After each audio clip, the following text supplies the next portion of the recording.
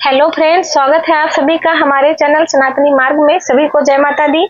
आइए अब माता सप्तशती जी के 12वें अध्याय का पाठ करते हैं। अभी तक 11वें अध्याय में हमने देवी जी का देवताओं को वरदान देना और देवताओं द्वारा देवी की स्तुति पढ़ा, और अब 12वें अध्याय में देवी जी के चरित्र के पाठ का महात्म बताया गया है। देवी बोली, हे देवताओं, जो पुरुष इन स्तोत्रों का एकाग्रचित होकर मेरी स्तुति करेगा, उनके संपूर्ण कष्टों को निसंदेह मैं हर लूंगी। मधुकैटभ के नाश, महिषासुर के वध और शुंभ तथा निशुंभ के वध की जो मनुष्य कथा कहेंगे, मेरे महात्म को अष्टमी, चतुर्दशी व नवमी के दिन एकाग्रचित होकर भक्ति पूर्वक सुनेंगे, उनका कभी कोई पाप नहीं रहेगा। पाप से उत्पन्न हुई विपत्ति भी उनको ना सताएगी, उनके घर में दरिद्रता ना रहेगी और उनको कोई प्रियजन का बिछोह भी नहीं होगा और उनको किसी भी प्रकार का भय नहीं होगा। इसीलिए प्रत्येक मनुष्य को भक्ति पूर्वक मेरे इस कल्याणकारक महात्म को सदा सुनना और पढ़ना चाहिए।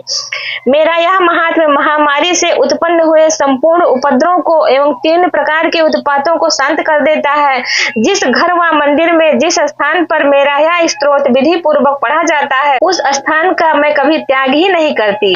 वहाँ सदा मेरा निवास रहता है। बलिदान, पूजा, होम तथा महोत्सव में मेरा यह चरित्र उच्चारण करना तथा सुनना चाहिए। ऐसा हवन या पूजन मनुष्य चाहे जानकर या बिना जाने करे, मैं उसे तुरंत ग्रहण कर लेती हूँ।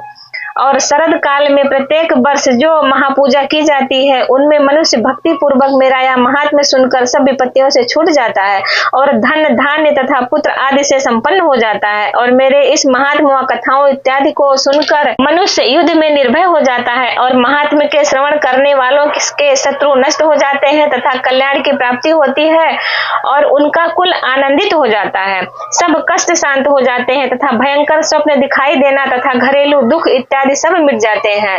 बाल ग्रहों में ग्रसित बालकों के लिए यह मेरा महात्म परम शांति देने वाला है। मनुष्यों में फूट पड़ने पर यह भली भांति मित्रता करवाने वाला है।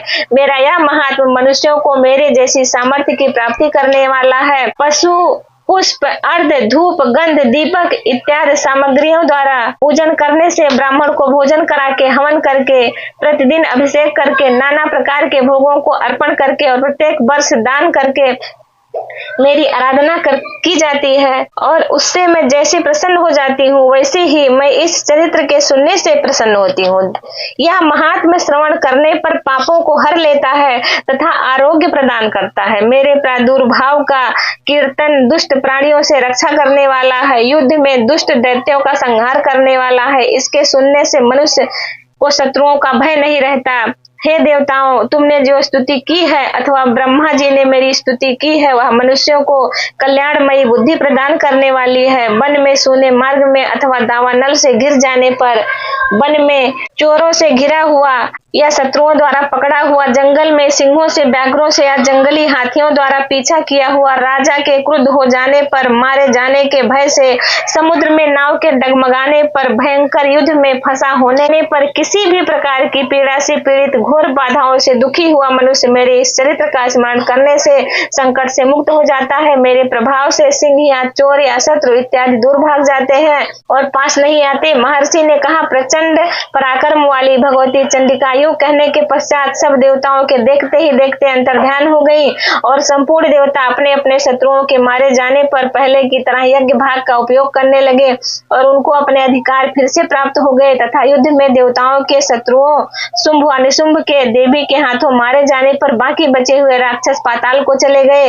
हे राजन, इसी प्रकार भगवती अंबिका नित्य होती हुई बार बार प्रकट होकर इस जगत का पालन करती हैं, इसको मोहित करती हैं, जन्म देती हैं और प्रार्थना करने पर समृद्धि प्रदान करती हैं। हे राजन, भगवती ही महाप्रलय के समय महामारी का रूप धारण करती हैं और वही संपूर्ण ब्रह्मांड में व्याप्त हैं और वही भगवती समय समय पर महाकाली तथा महामारी का रूप बनाती हैं और स्वयं अजन्मा होती हुई भी सृष्टि के रूप में प्रकट होती हैं।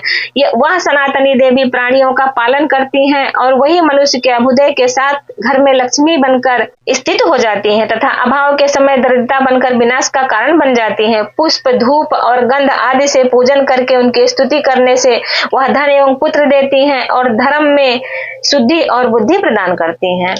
इसी प्रकार माता सप्तशती का 13वां अध्याय संपूर्ण हुआ। बोलो जगत जननी जगदम्बा की जय। वीडियो को लाइक करें, चैनल को सब्सक्राइब करें और अपना नोटिफिकेशन ऑन रखें, जिससे आने वाली वीडियो की जानकारी आप लोग को मिलती रहे। और कमेंट में जय माता दी लिखें। सभी को जय माता दी।